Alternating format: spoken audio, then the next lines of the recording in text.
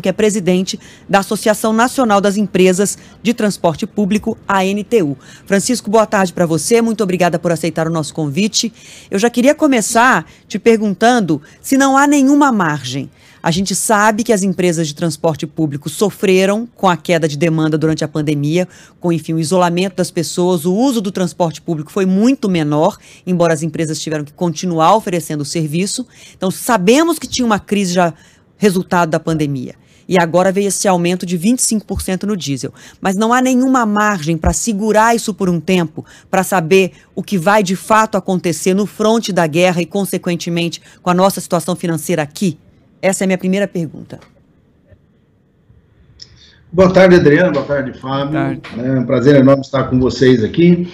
Olha, não há margem nenhuma, não. Nós, como você muito bem colocou, nós já vimos antes da pandemia sofrendo com uma queda de demanda por conta da chegada dos aplicativos, do sistema de mobilidade ativa, os patinetes, as bicicletas, um crescimento bastante grande do deslocamento por motocicletas e por aí. Aí veio a pandemia. A pandemia, nós tomamos aí uma queda, sofremos uma queda de demanda muito forte. Pra você ter uma ideia, em algumas cidades a queda foi de 70%, 80% até.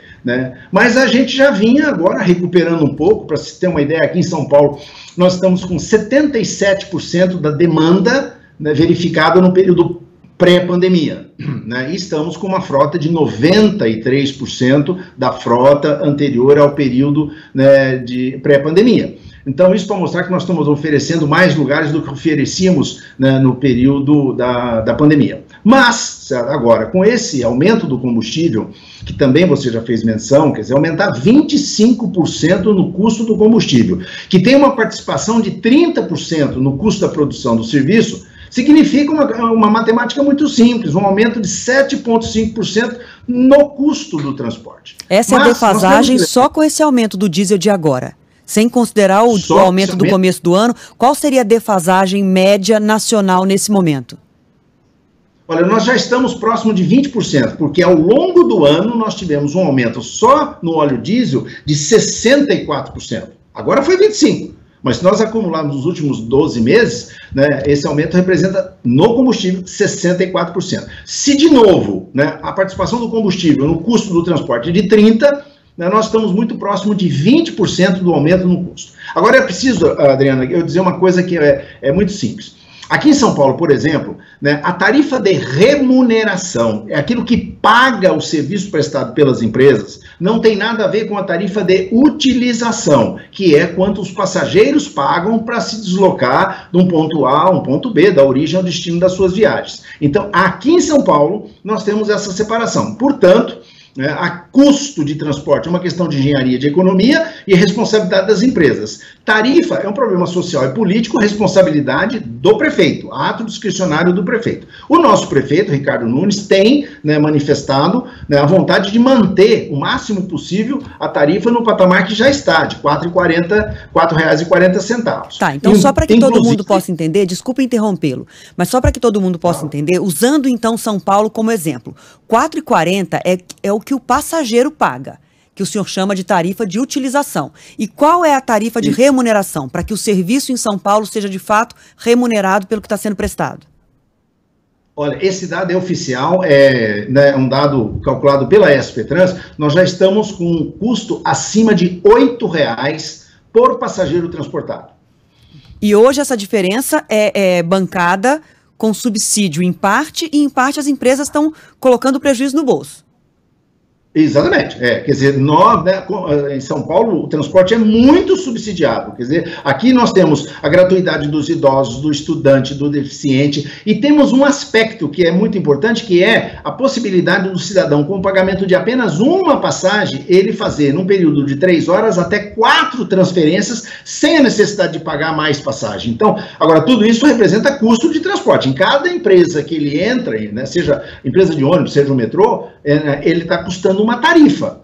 Agora, a prefeitura banca tudo isso. Por isso é que o custo de prestação do serviço aqui em São Paulo, que é da ordem de R$ 8 bilhões por ano, ele é dividido da seguinte maneira: a prefeitura arrecada 5 bilhões com o pagamento das passagens e aporta outros 3 bilhões, cuja fonte é o Tesouro Municipal. Então, o transporte coletivo urbano de passageiros de São Paulo é fortemente subsidiado, porque é uma decisão política do prefeito de não onerar, né, a população que precisa desse transporte para poder se deslocar. Agora, qual a solução diante dessa situação de preço já defasado? Em algumas cidades, como é o caso de São Paulo, o subsídio já é alto. Qual é a solução? Mais subsídios? Haverá como comportar no orçamento de cidades Brasil afora mais subsídio? Qual a solução que as empresas apontam?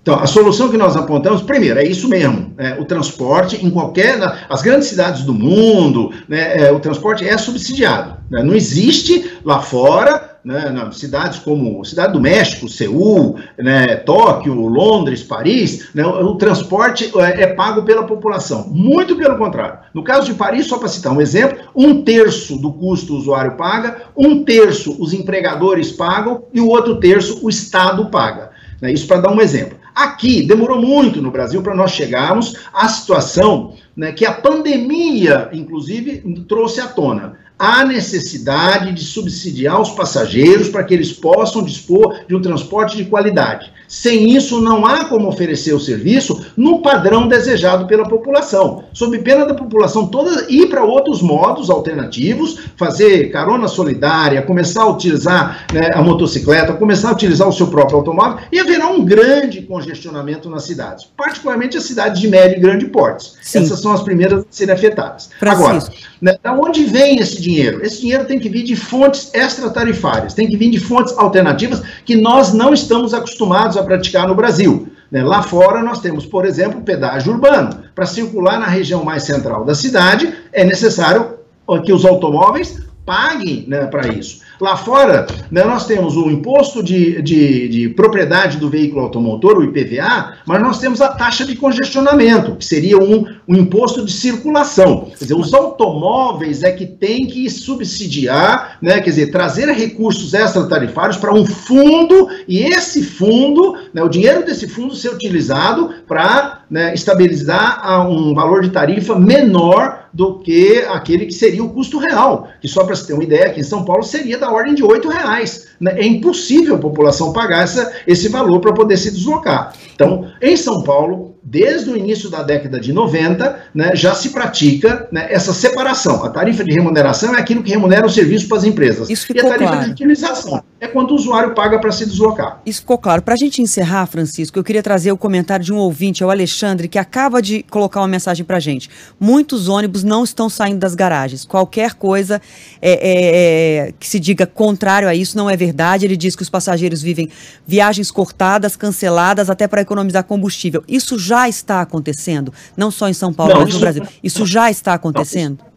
Não, isso não acontecia, não acontece e não acontecerá. Certo? Há uma fiscalização extremamente rígida e forte por parte da SP Trans, né, com relação ao cumprimento das ordens de serviço de operação. A SP Trans emite uma ordem de serviço para cada linha, e aí ele estabelece a quantidade de ônibus, o intervalo, o início da operação, o final da operação. E as empresas cumprem isso. O que pode estar acontecendo em algumas garagens é que todas as garagens precisam, por força de contrato, ter 6% de reserva técnica. Então, são ônibus que ficam à disposição da municipalidade para cobrir, por exemplo, o Paese, ou há um problema de acidente, os ônibus são danificados e eles vão para a reforma e ficam parados por algum tempo. Então, há uma reserva técnica de 6%. Se você, né, vê uma garagem, por exemplo, com 300 ônibus, né, nós vamos ter quase 20 ônibus lá estacionados que são utilizados como reserva técnica. Então, é isso que esse cidadão está apontando. Agora, não há retenção de ônibus nas empresas,